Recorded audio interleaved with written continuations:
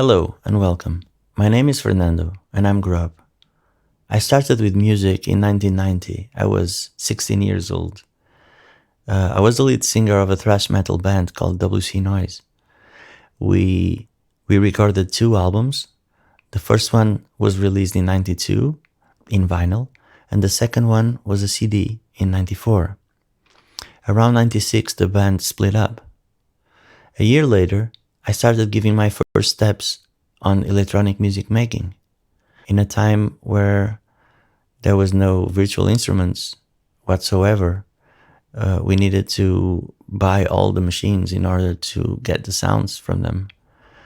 And so I did, got a job, asked for a loan, and all that. I was a founding member of many electronic music projects since then, with a highlight for Shield Sequence, a chill out project, which is around since 2004. In 2012, I started Grub with my friend Andre, and in 2015, we joined the Xenon team. Early this year, Andre had to move out from the project due to personal reasons. Apart from all this, I also make music for theater plays, which I love, for films or documentaries. And that's it from me, and I really hope you enjoy the masterclass.